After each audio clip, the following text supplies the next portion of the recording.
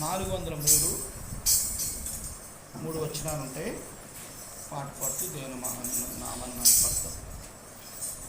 ఆగపే ఆగపే ఆగపే ప్రేమ ఆగపే ఆగపే ఆగపే ప్రేమ రక్తము చిందించిన ప్రేమ మరణము పొందిన ప్రభు ప్రేమ రక్తము చిందించిన ప్రేమ మరణము పొందిన ప్రభు ప్రేమ మరణము గెలిచిన విజయుని ప్రేమ ఆగపే క్రీస్తు ప్రేమ మరణము గెలిచిన విజయుని ప్రేమ ఆగపే క్రీస్తు ప్రేమ ఆగపే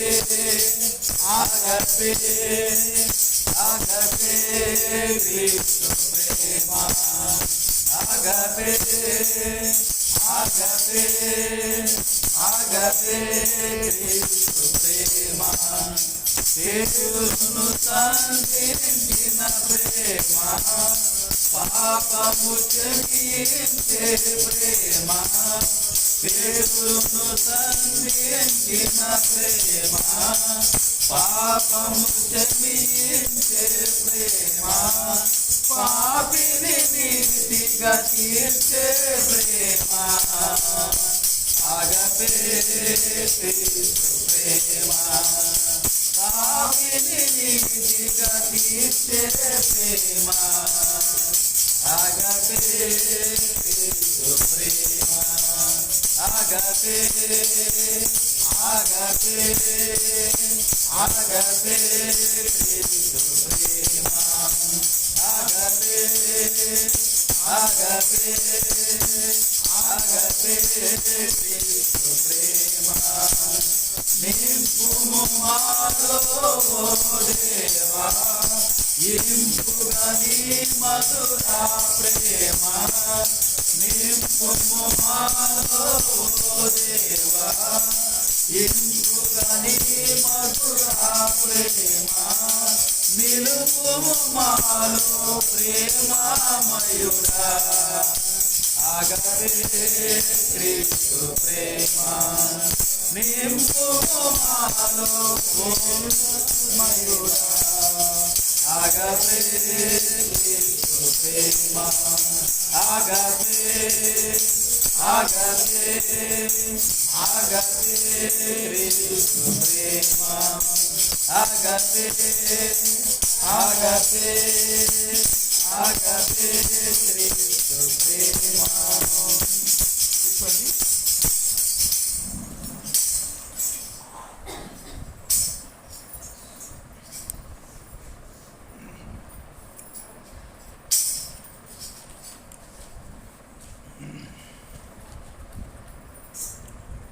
మన ఎదుటొచ్చబడిన దేవుని యొక్క శరీరము ఆయన యొక్క రక్తంలో చేయడానికి ముందుగా మన పరిశుద్ధ గ్రంథంలో నుండి కొన్ని మాటలు మనం జ్ఞాపకం చేసుకొని మనం మరి దేవుని యొక్క బలలో యథార్థంగా సరిచేయబడి మరి దేవుని యొక్క బలలో చేవేసేవారిగా మనం ఉందాం. మొట్టమొదటిగా విలాప వాక్యములు చూద్దాం. ఇర్మియా గ్రంథం పక్కన చూడండి. ఈ విలాప వాక్యములు 3వ అధ్యాయం చూద్దాం. విలాప వాక్యములు 3వ అధ్యాయం 33వ వచనం. 3:33.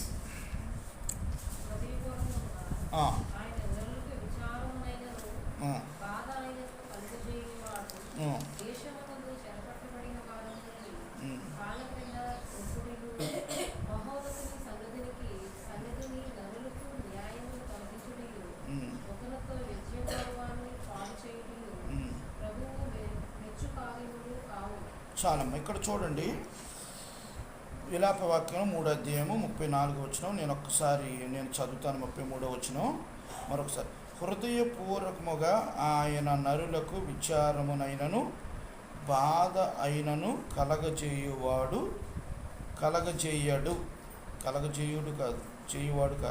కలగజేయడు అంటే హృదయపూర్వకముగా ఆయన నరులకు విచారము నైనను బాధ అయినను కలగజేయడు. దేవుని సంకల్ప చిన్న ప్రార్థన. 3వ వచనంలో ఇక్కడ ప్రభువారు ఒక మాట చెప్తున్నారు, చక్కని మాట. మరొకసారి గమనించినట్లయితే 33వ వచనంలో ఏం చెప్తున్నారు ఇక్కడ ప్రభువారు? హృదయపూర్వకముగా ఆయన నరులకు విచారమునైనను బాధ అయినను కలగజేయడు. మరి ఈ రోజున మన అంశ భాగం ఏమనగా విచారం గురించి ధ్యానం చేసుకుందాం. చాలామంది మన దేవుని ఎరిగిన బిడ్డలు, విశ్వాసులు అందరూ కూడా చాలా రకాలైన విచారముతో, బాధతో, మరి వేదనతో కృంగిన వారిగా ఉంటున్నారు. మరి ఇక్కడ ప్రభువారు ఏమంటున్నారంటే, మరి ఎవరికి కూడా దేవాది దేవుడు విచారమైన బాధ అయినా ఆయన కలగచేయడాడు. మరి ఎలా వస్తాయి అంటే ఎవరికి వారే తెచ్చుకుంటారు. మనుషులు మనం తెచ్చుకున్న వాటియే ఆ విచారము, ఆ బాధ. ప్రభు ఏమన్నాడంటే, మీరు నన్ను వెంబడిస్తే మీకు సమస్తం ఇస్తానన్నాడు. ఆయన నమ్ముకున్న వారు అసలు అనాథలుగా విడిచిపెట్టనన్నాడు. ఆయన సమృద్ధి అనుగ్రహిస్తానన్నాడు. కానీ మనం ఆయన మాటలు వినకుండా మన ఇష్టానుసరం నడమట్టి, మన ఆలోచన ప్రకారంగా వెళ్ళమట్టి మనకి ఈ వేదన, మరి ఈ విచారము, మరి ఈ బాధలు కలగటానికి కారణం ఏంటంటే మన అంతకు మనమే చేసుకున్నాం. అందుకనే మన పితరులు చాలామంది దేని గురించి విచారపడుతూ వచ్చారు. ఏ సందర్భం గురించి విచారపడ్డారు, మరి దేని గురించి విచారపడాలి, ఆ విచారాన్ని ఎలాగ దేవుడు తీసేస్తాడు అనే అనుభవాన్ని మరి మనము కొన్ని మాటలుగా మనం ఈరోజు గమనించుకుంటూ వద్దాం. జ్ఞాపకం చేసుకోండి. విచారము అనే అనుభవం మీద కొన్ని మాటలు మనం జ్ఞాపకం చేసుకుందాం. ఇక్కడ మనం గమనించినట్లయితే లోకా రాసిన సువార్తకి వెళ్దాం. ముందుగా 21వ అధ్యాయానికి వెళ్ళిపోదాం. లోకా రాసిన సువార్త 21వ అధ్యాయము 21వ అధ్యాయానికి వెళ్ళిపోదాం. 34వ వచనం చదవమ్మా. 34వ వచనం చదువు.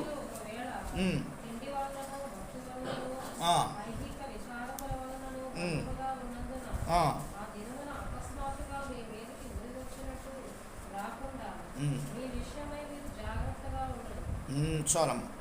మీ హృదయములు ఒకవేళ తిండి వలనను మత్తు వలనను ఐకిక విచారం వలన మందముగా ఉన్నందున ఆ దినమున అకస్మాత్తుగా మీ మీదకి ఉరి వచ్చినట్లు రాకుండా మీ విషయమే మీరు జాగ్రత్తగా ఉండుడి. ఇక్కడ దేని గురించి మనం విచారం కలిగి ఉన్నామంటే తిండి వలన, మత్తు వలన విచారం కలిగి ఉన్నాం. ఎక్కువగా వాటి గురించే ఎక్కువగా ఆశపడుతున్నాం. దాని గురించి ఒక మాట చదువు చూడండి. మత్తయి రాసిన సువార్త 6:31 కూడా చదవండి. ఒక మాట 6:31 కూడా ఒక మాట చదవండి, చూద్దాం. దాని గురించి దాంట్లో స్పష్టంగా మనకు ఒక మాట ఉంటుంది. 6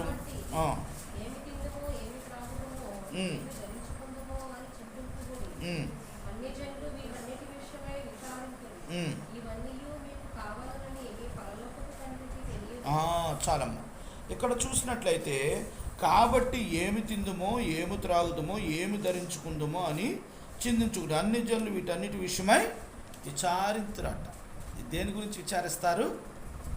ఏమి తిందాం, ఏమి త్రాగుదాం, ఏం బట్టలు వేసుకుందాం, ఎలా ఉందాం, ఏం చేస్తే మనకు గౌరవం ఉంటుంది, ఏం చేస్తా అని ఎంతవరకు కూడా వీటి గురించే. కానీ దేవుడి గురించి ఒక్క విచారం ఉండదు. అర్రే నేను దేవుడి మందిరానికి వెళ్ళట్లేదే అని విచారపడం. అర్రే నేను ఈరోజు ప్రార్థన చేయలేదే అని విచారపడం. అర్రే ఈరోజు నేను పాటలు పాడలేదే అని విచారపడం. దేవుని గురించి మాత్రం విచారపడం. కానీ దేని గురించి విచారపడతామట? తిండి లేదని, మరేంటి, ఏమి త్రాగుదామో, ఏమి తిందుమో, ఏమి ధరించుకుంటామో, ఏమి తింటామో, ఏమి త్రాగుతామో, ఏమి ధరించుకుంటామో, ఈ మూడే. మన బట్టలు కావాలి, తాగటం కావాలి, తిండి కావాలి, ఈ మూడే. ప్రియమంది అనమాట. చాలామంది ప్రజలు కూడా ఈ రోజులు ఎలా ఉన్నారంటే, ఈరోజు తిన్నామా అయిపోయింది, రేపు సంగతి అయిపోయాయి, ఏ రోజు తారసే అన్నట్టుగా ఉన్నారు. ప్రియమంది అనబడ్డారా?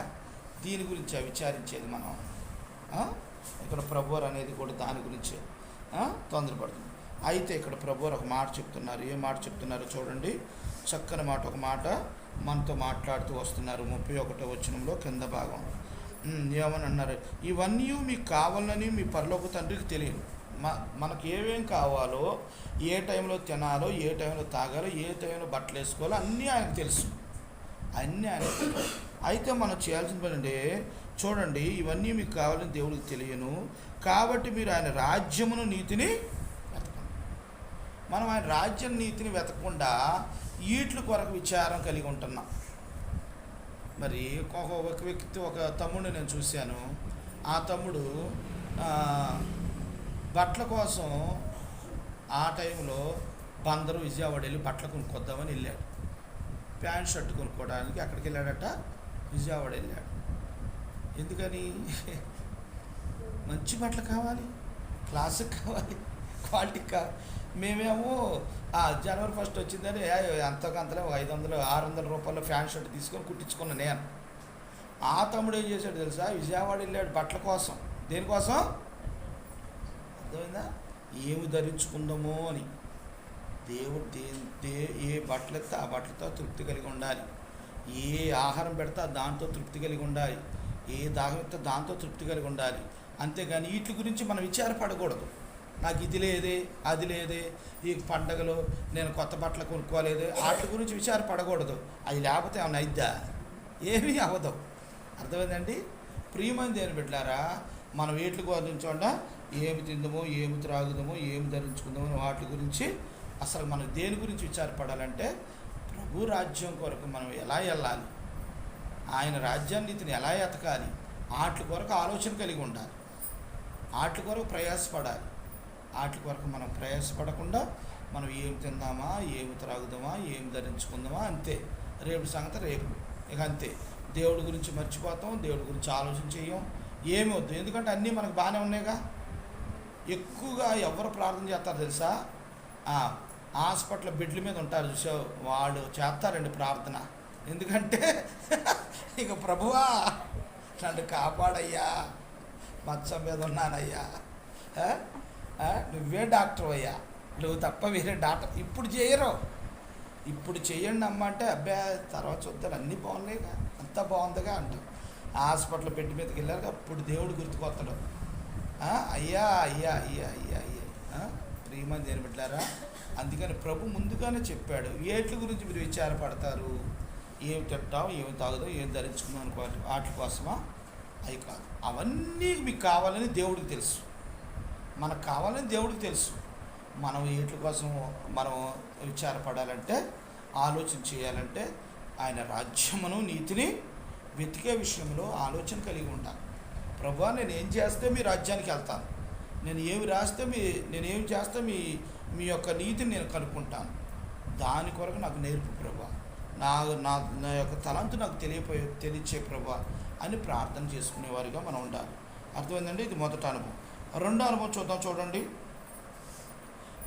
ఒక సిస్టర్ గారు ఒక విషయంలో ఎలాగుందట, విచారం కలిగి ఉందట.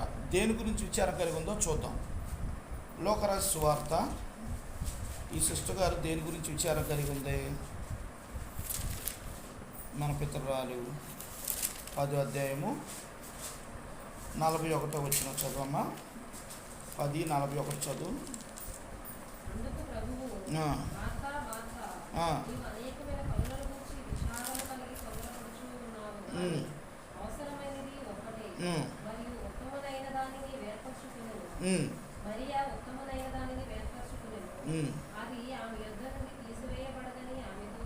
అర్థమైందండి?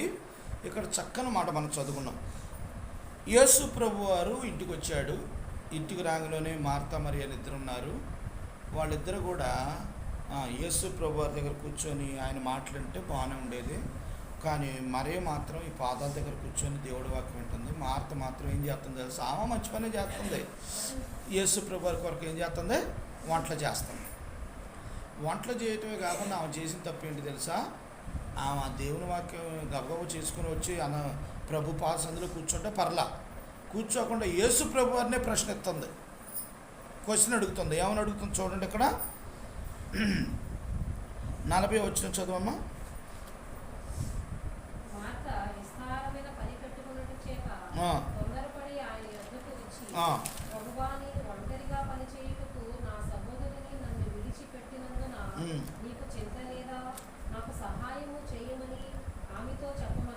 చూసారా, మార్త తొందరపడిపోయి ప్రభువా నీకు చింత లేదా అంటుంది.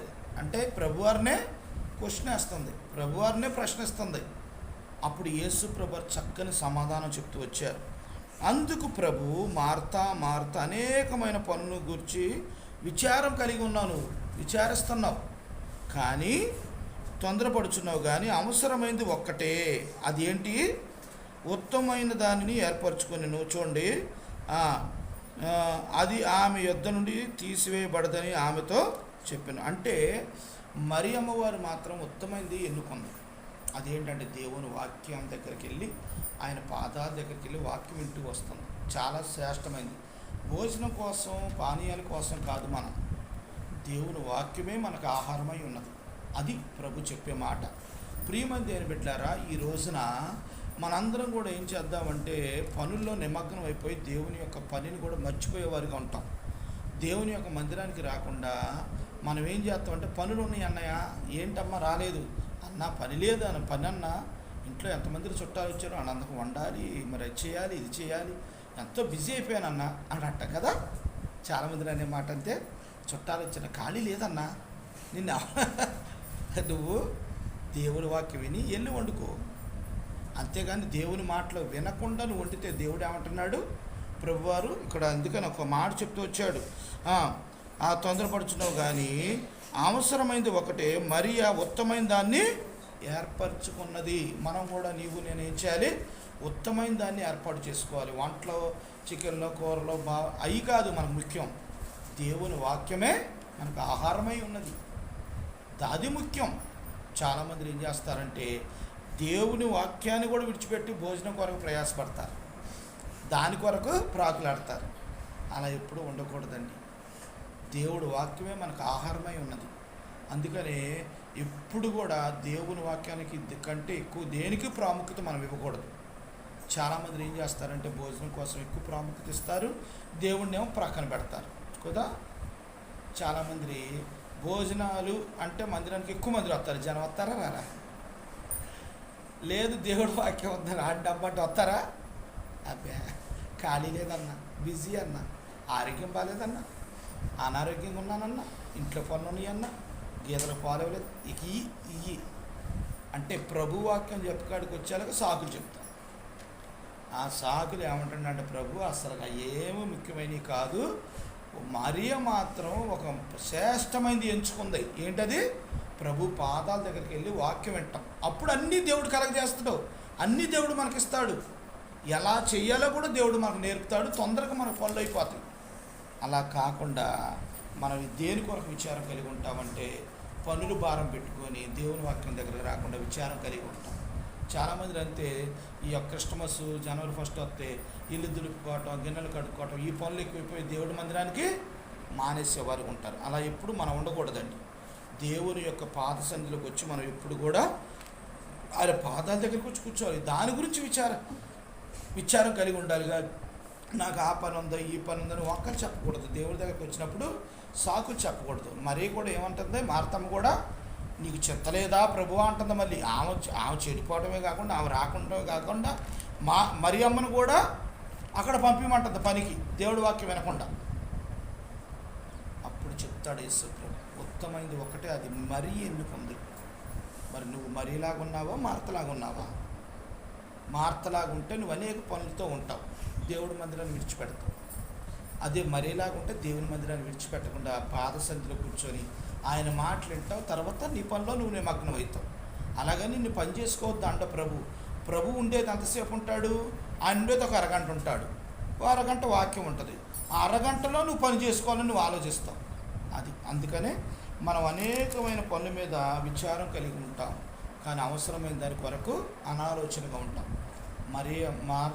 మరీ వలె నువ్వు నేను కూడా దేని కొరకు విచారం కలిగి ఉండాలంటే, అరే నేను ఈరోజు ఆదివారం మందిరాన్ని పోగొట్టుకున్నాను, అరే ఈరోజు నేను ప్రార్థన కుడికిని పోగొట్టుకున్నాను, ఎంత బాధ, నిజంగా ఈరోజు దేవుడు వాక్యం ఏం చెప్పాడు అన్న, మరి దేవుడు ఏం మాట్లాడాడు, మరి బైబిల్ స్టడీలో దేవుడు ఏం మాట్లాడాడు, ఇలాగా మన ప్రతి విషయంలో మనం ఏం చేయాలంటే ఒక ఆలోచన కలిగి ఉండాలి, దాని గురించి విచారం కలిగి ఉండాలి. అరే నేను ఆ పని వల్ల లేట్ అయ్యానే, నేను నిజంగా దేవుడి వాక్యాన్ని పోగొట్టుకున్నానే అని అలాంటి విషయాల్లో విచారం కలిగి ఉండకుండా మనం ఏం చేస్తున్నాం, వీటి కోసం విచారం కలిగి ఉన్నాం. అది అంత మాత్రం కూడా కరెక్ట్ కాదని ప్రభువారు స్పష్టంగా తెలియపరుస్తున్నారు. తర్వాత ఇంకో విషయం ఏంటంటే, ఇంకో మాట చూద్దాం. చూడండి, మార్కు రాసిన సువార్త 4వ అధ్యాయము 18-19 చదవమ్మా. 4:18-19.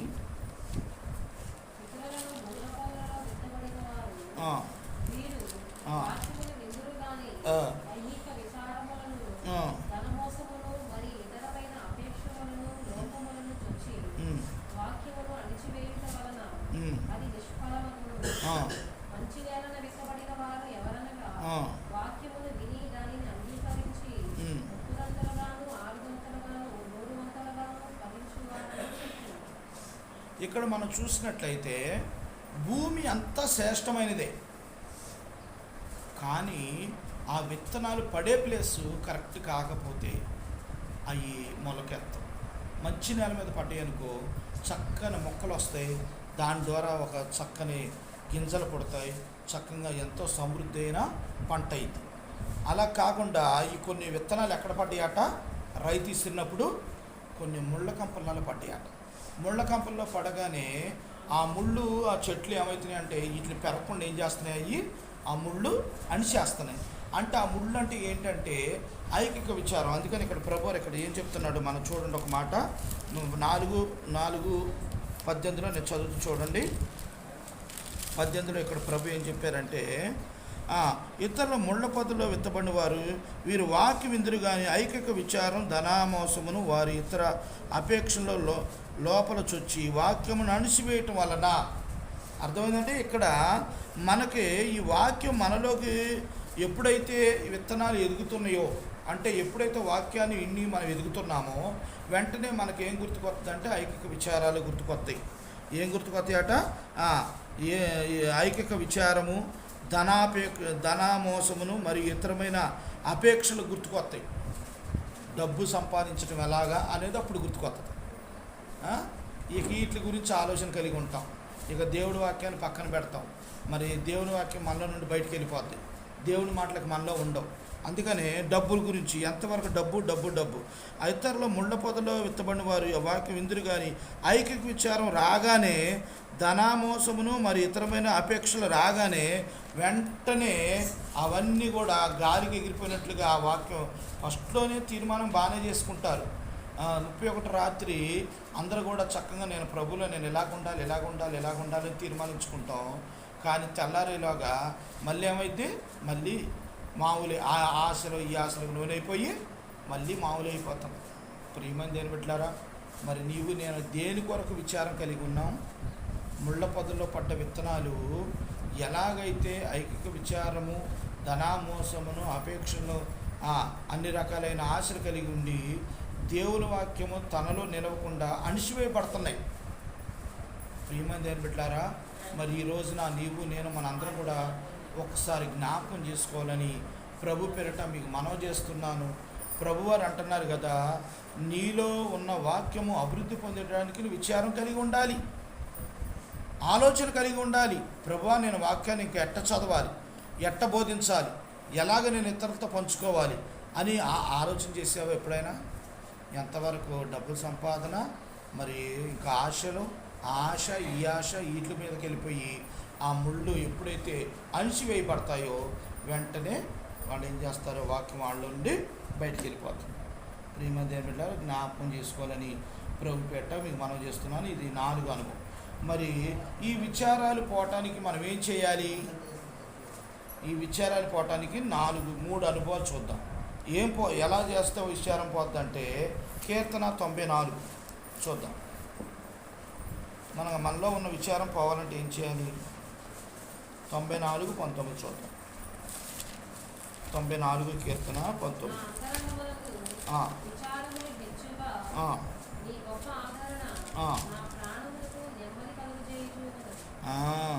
నా అంతరంగమందు విచారములు హెచ్చుగా ఈ నీ గొప్ప ఆదరణ నా ప్రాణమునకు నెమ్మది కలగజేయుచున్నది.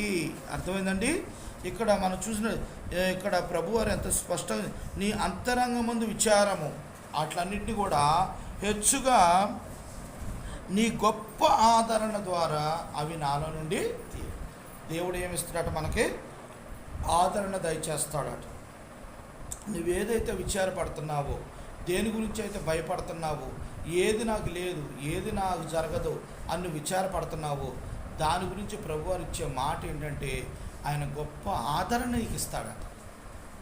గొప్ప ఆదరణ ఇస్తాడు. ప్రభు మీద నువ్వు భారం వేస్తే, ప్రభువా నా పరిస్థితి ఇదేయ్యా నువ్వను ఆయన గొప్ప ఆదరణ ఇచ్చి నీలో ఉన్న ఆ యొక్క చూడండి, ఆ యొక్క ఎప్పుడైతే ఆ విచారం ఉందో ఆ విచారాన్ని కూడా కొట్టివేసే దేవుడు మన ప్రభు అయిన యేసుక్రీస్తు వారు. సామెతలు 12:20 చదవండి.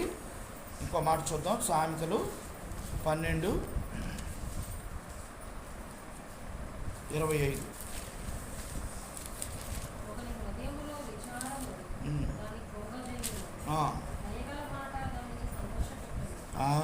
ఒకని హృదయములో విచారము దాన్ని కృంగచేయును, దయగల మాట దాన్ని ఏం చేస్తాట?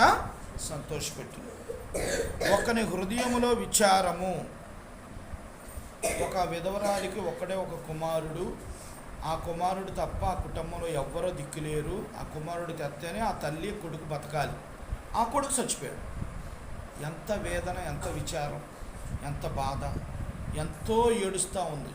ఆ ఊరి ప్రజలందరూ ఆమె దగ్గరకు వచ్చి ఓదారుస్తున్నారు. అయినా సరే తట్టుకోలేకపోతుంది. అట్టాగే సమాధిని ఆ బాక్స్లో పెట్టుకొని ఎత్తుకొని వస్తుంటే యేసుప్రభు వారు చూశాడు. ఎందుకు ఆమె ఏడుస్తుందంటే ఆమె ఒక్కగానే ఒక కుమారుడు చచ్చిపోయాడు. అలాగా ఆమె ఒక అమ్మ ఎందుకు ఏడుస్తున్నావు అని ఆదరించి ఆదరణమైన ఒక మాట చెప్తూ ఏమన్నాడు తెలుసా? మీరు అలాగుండని పాడిని ముట్టిన వెంటనే ఆ నడుస్తున్న పాడి మోస్తున్న వారు నిలిచారు. అప్పుడు వెంటనే పట్టుకొని ప్రార్థించిన వెంటనే ఆ బాలుడు ఏం చేశాడు? పాడి మీద ఉన్న బాలుడు ఏం చేశాడు? లెగిసి అప్పుడు తీసుకొచ్చి అమ్మ ఇదిగో నీ కుమారుడు. ఎంత ఆదరణమైన మాట అది! అర్థమైందా? ఏడుతున్న ఆమెకి ఏడు పాపాలంటే ఏం చేయాలి? ఆ కుమారుడు బతకాలి. ఆ కుమారుని బ్రతికి తీసుకెళ్ళి యేసుప్రభు ఆమె చేతిలో పెట్టాడు. ఎంత ఆదరించాడు! అందుకని దయగల మాట అని ప్రభువారు అన్నాడు అనమాట. ఒకని హృదయంలో విచారం దాన్ని కృంగచేయును కానీ దయగల మాట దాన్ని ఏం చేస్తాట? సంతోషపెట్టిన.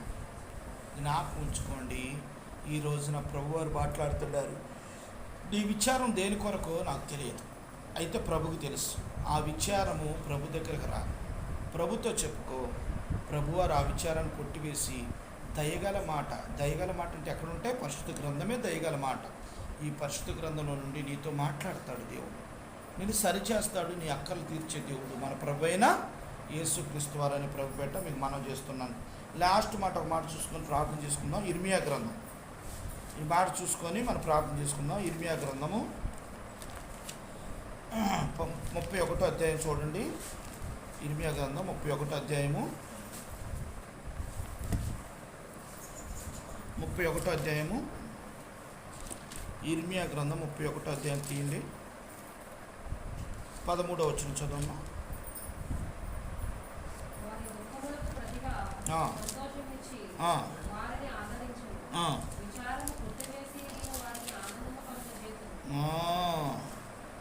ఇక్కడ 13వ వచనంలో మనం గమనించినట్లయితే వారు దుఃఖమునకు ప్రతిగా సంతోషమిచ్చి వారిని ఆదరించేదను, విచారం కొట్టివేసి నేను వారికి ఆనందం చూడండి ఆనందము కలగజేయును. కనుక కన్యకలను యవ్వనులను వృద్ధులను కూడి నాట్యమందు సంతోషించెదరు. ప్రియమని దేని పెట్టారా? ఈ రోజున మనం జ్ఞాపకం చేసుకున్నట్లయితే ప్రభువారు ఇక్కడ ఏమన్నారండి? వారు దుఃఖమునకు ప్రతిగా సంతోషమిచ్చి వారిని ఆదరించేదను. వారి విచారం ఏం చేస్తాడు? ప్రభు కొట్టివేస్తాడట. నువ్వు ఎలాంటి విచారం కలిగి ఉన్నావో మరి నాకైతే తెలియదు, కానీ ప్రభువారు ఈ పగలవేళ సమయంలో ప్రభు నీతో మాట్లాడే మాట ఏంటంటే, నీది ఎంత గొప్ప విచారమైన కావచ్చు, నీ పిల్లల గురించా, నీ వర్క్ గురించా, నీ జాబ్ గురించా, నీ పెళ్లి గురించా, నీ బిడ్డల గురించా, తల్లిదండ్రుల గురించా, నీ కుటుంబం గురించా, పంట గురించా, ఏదైనా కావచ్చు. నువ్వు దేని గురించి విచారపడుతున్నావో నీకే తెలియాలి. ఆ ఏ విచారమైనా ఈ రోజున ప్రభువారు అన్నారు, ఆ విచారాన్ని నేను కొట్టివేసి నీకు ఆనందాన్ని ఇస్తానంటున్నాడు ప్రభు. మన గొప్ప దేవుడిచ్చే వాగ్దానం అది. నీ దుఃఖాన్ని నేను తీసివేస్తాను, నీకు ఆనందాన్ని ఇస్తాను, నా దగ్గరకు రా, నాతో చెప్పుకో అంటున్నాడు. నువ్వు వేదన పడొద్దు, నీలో మూలగొద్దు, బాధపడొద్దు. నీ విచారం ఏదైనా సరే ప్రభు దగ్గరకు రా, ప్రభువారే నీకు ఆనందాన్ని కలగజేస్తాడు ఆ విచారాన్ని తీసేసి అని ప్రభువారు నీతో నాతో మాట్లాడుతున్నారు. మరి నేను ఎలా ఉన్నావు మనద్దాం? ఏ విచారంతో కలిగి ఉన్నాం, ఏ బాధలో ఉన్నాం, ఏ కృంగిపోయి ఉన్నాం, ఒకసారి జ్ఞాపకం చేసుకొని ప్రభు దగ్గర మోకరిద్దాం. మోకరించి, ప్రభువా నన్ను క్షమించు ప్రభువా, నేను నిజంగా మీతో చెప్పుకోకుండా నేనే కృంగిపోతున్నాను. ఏదైనా కావచ్చు, చిన్నతనం నుండి ఇప్పటి వరకు మనం చేసిన తప్పులు, పొరపాట్లు, ఏ పాపమైనా, ఏ తప్పైనా, ఏ అక్కరైనా, ఏ అవసరతైనా ఏదైనా కావచ్చు. ఏ విచారంతో నువ్వు బాధపడుతున్నావో, ఏది కృంగిపోయి నువ్వు బాధపడుతున్నావో అవన్నీ ప్రభుకు తెలుసు. ప్రభు దగ్గర రా, ప్రార్థన చేసుకో, ఆ విచారం తీసివేసి నీకు సంతోషాన్ని ఇస్తానంటున్నాడు. గొప్ప వాగ్దానం ఇచ్చాడు ప్రభు. ఆ ప్రభు ఇంకంతకంటే ఎవరు నీతో చెప్పగలుగుతారు? ఎవ్వరూ చెప్పలేరు. ఆ ప్రభువే నీతో మాట్లాడుతున్నాడు. నీ యొక్క దుఃఖాన్ని తీసివేసి, నీ వేదన తీసివేసి, నీ విచారం తీసివేసి నీకు సంతోషం కలగజేయడానికి నేను నీ దగ్గరకు వచ్చి ఉన్నాను అని ప్రభు చెప్తున్నాను. ఒకసారి ప్రభు దగ్గర మోకరిద్దాం. మోకరించి, ప్రభువా నా విచారాన్ని కొట్టివేసి సంతోషాన్ని ప్రభుని మనం ప్రార్థన. అందుకని ఇక్కడ మనం ఒకసారి చదువుకున్నాం కదా, మన విచారము, మన బాధ దేని కొరకు వచ్చింది? దేవుడు ఇవ్వలా, మనమే తెచ్చుకున్నాం. జ్ఞాపకం తీసుకోండి. ఒకటి, మనం దేని గురించి విచారపడుతున్నాం? తిండి వలన, మత్తు వలన ఐకిక విచారం కలిగి ఉన్నాం. రెండోది, ఏం తిందామో, ఏం త్రాగుదామో, ఏం ధరించుకుందామో వాటి గురించి విచారం కలిగి ఉన్నాం. తర్వాత, అందుకు ప్రభువు మార్త నువ్వు అనేకమైన పనులకు గురించి విచారం కలిగి ఉన్నావు, తొందరపడుచున్నావని ప్రభు మార్త వలె మనం కూడా కొన్ని పనుల్లో నిమగ్నమై విచారపడుతున్నాం. తర్వాత మరి ఇంకొక విషయంలో మనం మార్కు రాజు సువార్తలో చూస్తూ వచ్చాం. మీరు వాక్యం విందురు కానీ ఐకిక విచారం, ధనమోసం లోపలకు వచ్చిన వెంటనే వాక్యం అణిచివేయబడుతుంది అని ప్రభు చెప్తూ వచ్చారు. అంటే విచారం కలిగి ఉన్నారు మీరు. దేని కొరకంటే నీలో వాక్యం సమృద్ధిగా ఎదగట్లా. ఎందుకంటే విచారం, ఐకిక విచారం, ధనామోసం వాటి వల్ల నీలో ఉన్న దేవుని వాక్యం పైకి రావట్లా. అయితే ఈ అన్ని విచారాలు తీయటానికి ప్రభువారు ఏమంటున్నాడంటే, నీ అంతరంగమందు విచారమును గొప్ప కొట్టివేసి హెచ్చుగా గొప్పగా ఆదరణ దాని ప్రాణంకు నెమ్మదిని కలగజేసే దేవుడు నేను అంటున్నాడు. రెండోది, నీ హృదయంలోని విచారము దాని కృంగజేను, దయగల మాట దాన్ని సంతోషపెట్టిన అంటున్నాడు. తర్వాత వారి దుఃఖమును ప్రతిగా సంతోషమిచ్చి వారి ఆదరించి విచారం కొట్టివేస్తానని ప్రభు చెప్తున్నాడు. ప్రభు దగ్గరికి రా, ప్రభు దగ్గర ప్రార్థన చేసుకో. ప్రభువా నా విచారం తీసివేసి, నాలో ఉన్న బలహం తీసి, నేను నిజంగా ప్రభువా ఎంతో దుఃఖంలో వేదంతో ఉన్నాను ప్రభువా, కానీ నేనున్నాను, ఆ విచారాన్ని కొట్టివేస్తానని వాగ్దానం ఇచ్చిన దేవుడు కనుక నేను నాలో నుండి ఈ రోజు నుండి తీసివేస్తున్నాను ప్రభువా, మీ మీద ఆధారపడుతున్నానని ప్రభు మీద ఆధారపడి ప్రార్థన చేసుకుందాం. దేవుడి చిన్న వాక్యము దేవుడు దీవించునుగాక. అందరూ మోకరించినట్లయితే ఒక 2 నిమిషాలు ప్రార్థన చేసుకొని ఆ బలలో చేయవేద్దాం. మోకరించండి, మోకరించి